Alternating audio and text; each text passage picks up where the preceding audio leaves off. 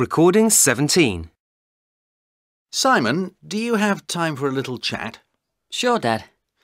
I just wondered if you'd thought about what you were going to do with the money your grandfather left you. Well, I have started to give it some thought.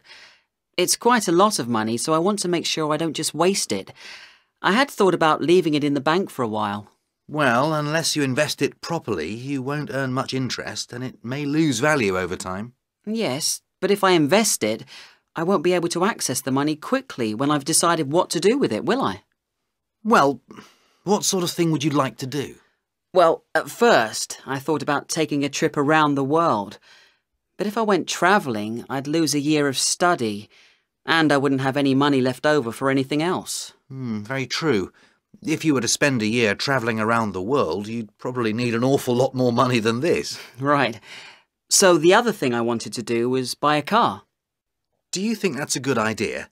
It's not just the initial cost of the car you have to consider, you know.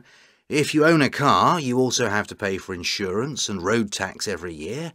Then there's the petrol. Yes, Dad. But I'm planning to get a part-time job as well. And it would be great if I could drive to work instead of travelling on the bus, especially if I have to work late at night. I still think you should think about investing some of your money for the future. But I'm scared that if I invest it, I might lose it all when the stock market goes down. Well, it's best not to look at it like that. You won't lose any money provided that you think of it as a long-term investment. Now, I know you want to buy a car, but as long as you get a second-hand one, you should still be able to invest some of the money as well. That's what I would do if I were you. Oh, but Dad, there's this fantastic new car that I've seen.